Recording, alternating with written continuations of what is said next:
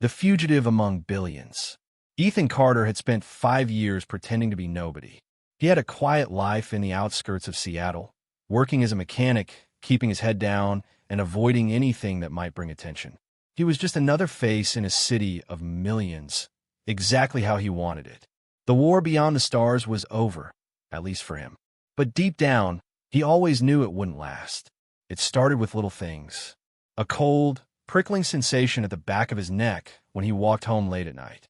Strangers who lingered too long at street corners. The news running vague stories about unusual satellite disruptions and strange energy readings in Earth's orbit. Then came the real warning signs. His right shoulder, a wound from another lifetime, ached in ways it shouldn't have. He told himself it was the rain, but Ethan knew better. Scars from plasma burns didn't just start hurting on their own.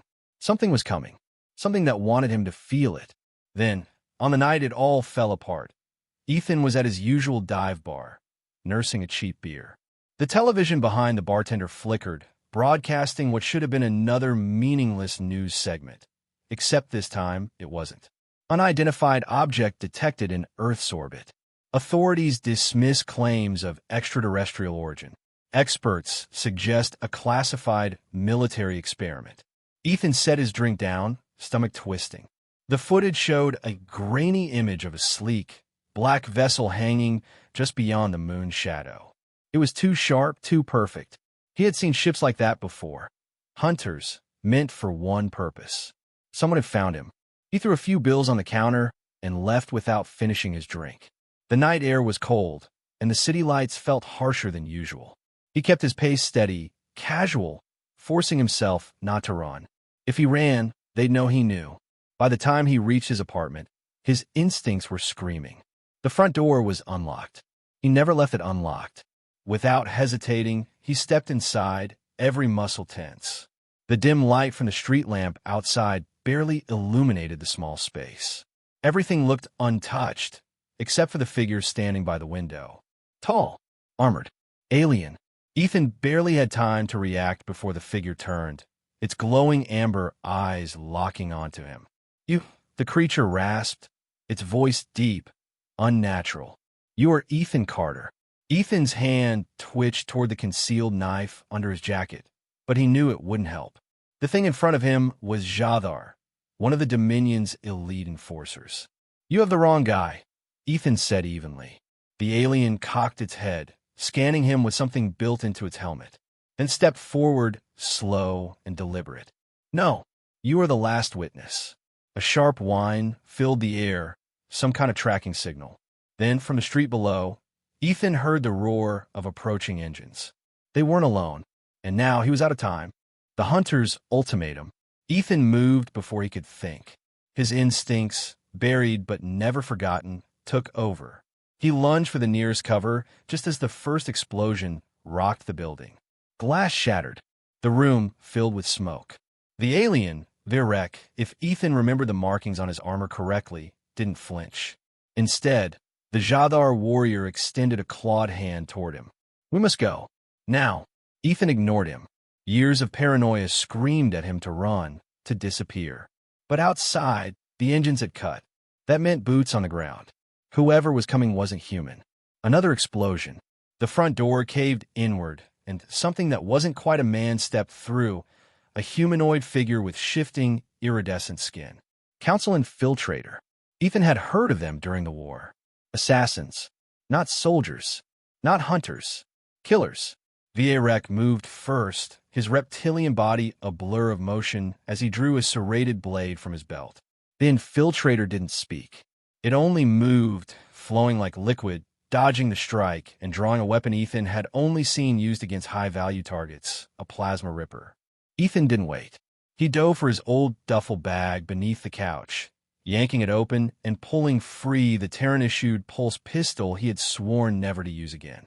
But now wasn't the time for promises. He fired. Once. Twice. The first shot missed, but the second hit center mass. The infiltrator staggered, but didn't fall. Virek took advantage of the opening, slashing through its torso with an arc of his blade. The infiltrator let out a screech, metallic and distorted, before collapsing in a heap its body already dissolving into a sickly blue mist. Ethan exhaled sharply. That was an assassin. Varek nodded. More will come. Outside, more figures were moving, black-armored soldiers, human this time. They were clearing the streets, locking down the area. Global Extraterrestrial Intelligence Division, GED. Ethan had always suspected Earth had a secret force meant to deal with alien threats. He just never wanted to meet them.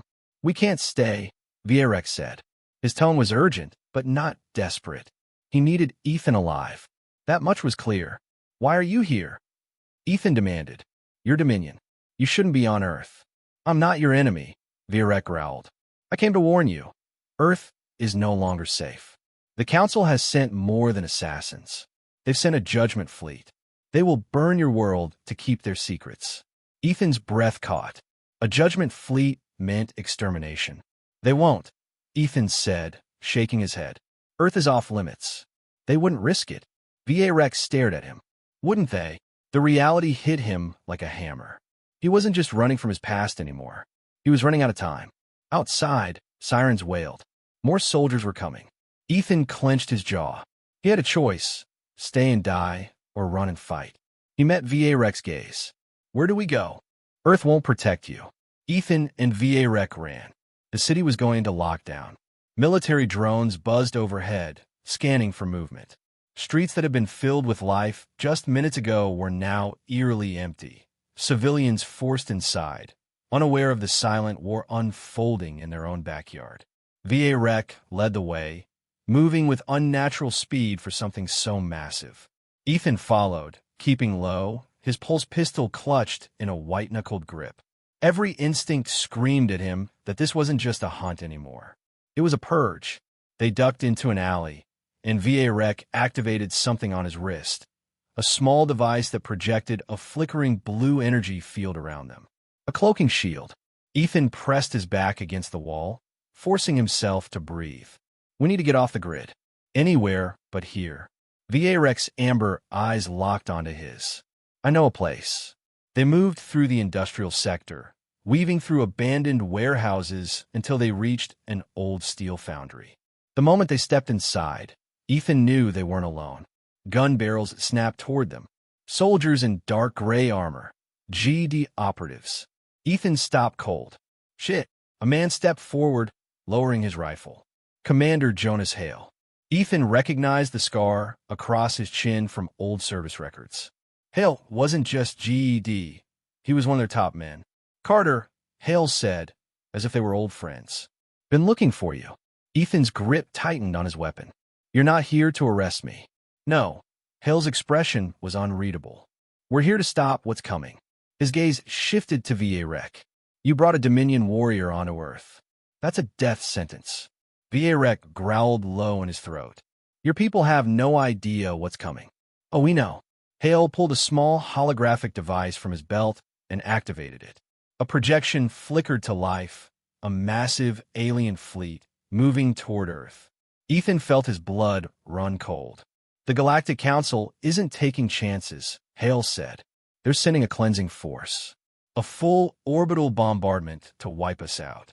And you, he pointed at Ethan, are the reason why. Ethan's fists clenched. I didn't ask for this. No, but you're involved whether you like it or not, Hale shot back. The Council wants you dead. The Dominion wants you alive. And GED, we want the truth. A sudden whine cut through the air. The lights flickered. Then chaos. The walls shattered inward as an unseen force ripped through the foundry. Soldiers were flung like ragdolls. Varek shoved Ethan aside as a sleek, insectoid shape emerged from the wreckage. Another infiltrator. Too late, Varek snarled. Ethan rolled to his feet, his pulse pistol already raised. He was done running. If the Council wanted to erase him, they have to fight for it. Humanity strikes back. Ethan fired first. His pulse blast slammed into the infiltrator's carapace, but the thing barely flinched. The alien assassin moved like liquid, darting toward him with an unnatural grace. Too fast. Varek intercepted, his massive frame colliding with the infiltrator. The two warriors crashed through a support beam, sending steel and concrete raining down. The The foundry had turned into a war zone. GD soldiers scrambled to regroup, their rifles spitting red-hot energy bolts into the shadows. But the infiltrators, there were more than one now, were cutting through them with terrifying efficiency. Ethan didn't hesitate. He sprinted toward Hale, who was barking orders through a comm unit. "Tell me you have an exit plan." Hale shoved a data chip into Ethan's hand. "We do. And you're it."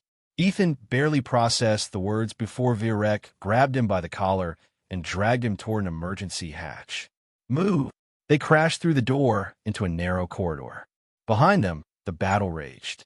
Ethan wanted to fight. He wanted to stand his ground. But the truth was brutal. They were losing. "Where the hell are we going?" Ethan shouted. Virek didn't answer. Instead, he activated a panel on his wrist. Ahead, the floor split open, revealing a hidden chamber beneath the foundry. Inside was something Ethan hadn't seen in years. A wormhole generator. His stomach twisted. "This is Dominion tech." "Yes," Virek confirmed. "The Council doesn't know it exists. It's our only way out." Ethan clenched his jaw. Every instinct screamed at him to stay, to fight. But if Virek was right, then Earth was already doomed unless someone stopped this war before it began. And that someone was him. Hale appeared behind them, blood running down his face. "Go!" Ethan shook his head. "Come with us." Hale smirked. "My fight's here." He tapped the data chip in Ethan's palm. "Everything we know about the Council's plans is on there. Get to the right people." Outside, the battle reached a fever pitch. The sky split open. The first of the orbital strikes were coming. Ethan had no more time to argue. He stepped onto the generator's platform. Virek followed. Hale saluted. "Make them pay, Carter." Then Virek activated the wormhole, and the world vanished in a flash of blue light. Ethan hit the ground hard. The air was different, lighter, colder. Stars stretched above him. They were no longer on Earth. Virek exhaled. "We made it." Ethan pushed himself up.